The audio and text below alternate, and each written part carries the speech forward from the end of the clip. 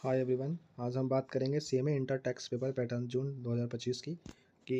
मैं आशा करता हूँ आप सबका सिलेबस ख़त्म हो चुका होगा, आपकी रिवीजन स्टार्ट होंगी। ठीक है, तो मैं यहाँ पे बताता हूँ कि आपके कौन से चैप्टर ऐसे हैं जिन पे आपको ज़्यादा फोकस करने की ज़रूरत है। और आपने पढ़ना सब चाहिए, बट रिवीजन के टाइम वो चीज़ों पे ज़्यादा फोकस करो जो एग्ज़ाम में ज़्यादा आते हैं, जो एग्ज़ाम में शॉर्ट आएंगे, ताकि एग्ज़ाम में जब आए तो हम उसे जल्दी से जल्दी बना पाएँ। ठीक है, तो आइए स्टार्ट करते हैं। हम सब जानते हैं कि हमारा 4 क्वेश्चन डीटी का होगा और 3 क्वेश्चन जो होगा वो आईडीटी का होगा। ठीक है, 4 क्वेश्चन डीटी का, 3 क्वेश्चन आईडीटी का। बट ऑब्जेक्टिव जो हमारा आता है ना 30 मार्क्स का, उसमें से 6 ऑब्जेक्टिव आएंगे डीटी के और 9 ऑब्जेक्टिव आएंगे आईडीटी के। ठीक है, तो अगर मैं टोटल करूँ ना तो यहाँ पे देख सकते हो 14 56 प्लस, यहाँ पे देख सकते हो ऑलमोस्ट 62 मार्क्स का जो आपका है वो डीटी से आ रहा है और 60 मार्क्स का जो है वो आपका आईडीटी से आ रहा है। ठीक है, तो ले दे के मैं कहूँ कि दोनों सेम ही वेटेज रखते हैं, कोई कम वेटेज नहीं रखता, कोई ज़्यादा नहीं रखता। ठीक है, ऐसा मत समझना कि डीटी के 4 क्वेश्चन आते हैं तो डीटी ज़्यादा वेटेज रखता है, ऐसा कुछ नहीं है। ऑब्जेक्टिव में आईडीटी भी ज़्यादा वेटेज रखता है। ठीक है, तो सबसे पहले आते हैं रेसिडेंशियल स्टेटस आता है पहले में, जो कि हर बार यही आता है। ठीक है, बट पिछली बार शायद कैपिटल और रेवेन्यू वाला क्वेश्चन आया था वो, तो लेकिन ज़्यादा चांस रहते हैं कि रेसिडेंशियल स्टेटस ही आएगा। उसके बाद आता है सैलरी आएगा।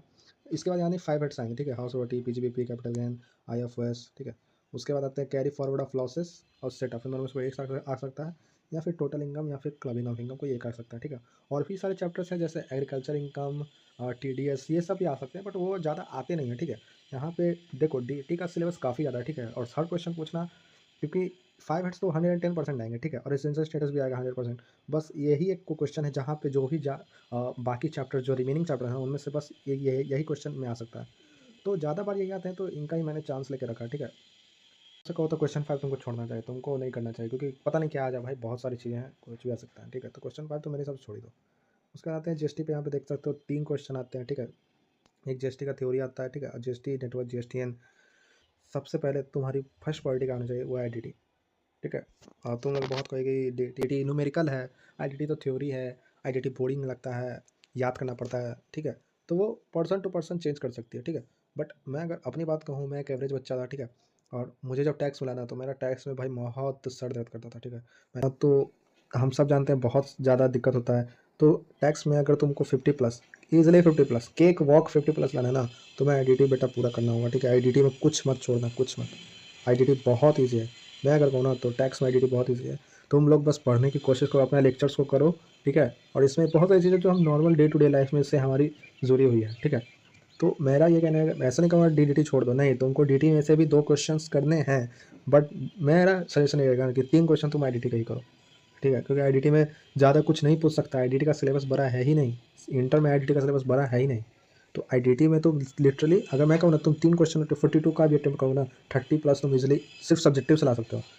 और यहाँ पे एमसीक्यू में भी 9 ऑब्जेक्टिव्स आएंगे इससे, यानी कि देख सकते हो 18 मार्क्स, तुम यहाँ पे खुद 58 मार्क्स पे हो।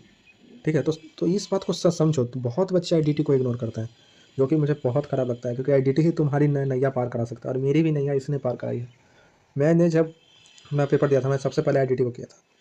तो देखो सब, और दूसरी बात सबसे इजी तो ये है। ठीक है, जीएसटी के बेसिक थ्योरी, भाई इसमें क्या ही तुमसे पूछ सकता है, बेसिक थ्योरी है। इनडायरेक्ट टैक्सेस के फीचर्स बताओ, डीटी आईडीटी में डिफरेंस बताओ, आईडीटी से पहले क्या था, जीएसटी से पहले क्या था, आई मीन, और जीएसटी के बाद क्या क्या चीज़ अच्छी हुई, बस यही यही सब आ सकता है, वो भी 7 मार्क्स के लिए। भाई इसमें तो तुम, अगर तुम एक बुक भी पढ़ लिया ना एक बार, तुम खुद से लिख सकते हो, इतना ईजी है ये। उसके बाद आता है GST law, GSTN, benefit of feature of GST. ठीक है, जीएसटीएन पे ज़्यादा फोकस करना है, जीएसटी नेटवर्क पे, क्योंकि उनमें ये भी रहता है कौन कौन उनकी कम्युनिटी में कौन कौन रहते हैं, इससे क्वेश्चन आ सकता है। जीएसटी की वेबसाइट पे भी क्वेश्चन शायद आ सकता है। ठीक है, तो जीएसटी लॉ जो है ना, ये वाला जरूर करके आना। क्वेश्चन 6 हमारी फर्स्ट पार्टी होनी चाहिए, इसको तुमको किसी हाल में नहीं छोड़ना, क्योंकि सबसे ईजी टैक्स के पूरे पेपर में सबसे ईजी यही है, इसको तो छोड़ना ही मत।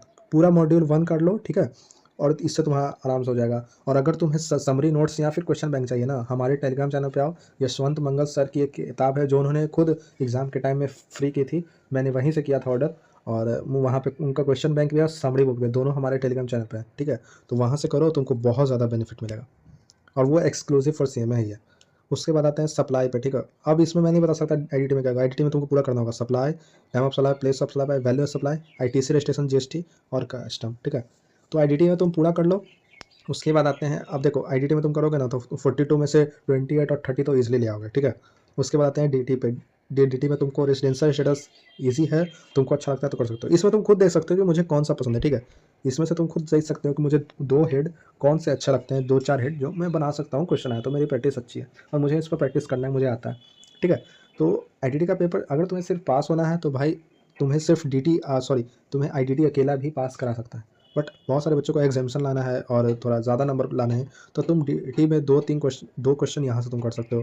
मेरा मानना है रेजिडेंशियल स्टेटस और सैलरी करो और एक हाउस प्रॉपर्टी और PGPP करो, ठीक है। लास्ट वाले क्वेश्चन पे मत जाना, इस वाले क्वेश्चन में मत जाना, क्योंकि यहाँ पे कुछ भी आ सकता है, कोई अर्थी नहीं है कि ये आएगा चाहे वो आएगा, ठीक है। तो फोकस करो ज़्यादा IDT पर, उसके बाद DDT पर। MCQ की प्रैक्टिस जारी रखो। और अगर कोई भी आपको डाउट हो नीचे कमेंट सेक्शन में पूछो।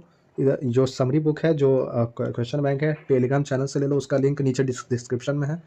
और अगर आपको अगली वीडियो कौन से सब्जेक्ट पे चाहिए वो बता सकते हो, और मैं ट्राई करूँगा कि मैं अगली वीडियो जल्द से जल्द लेके आऊँ। Thanks for watching.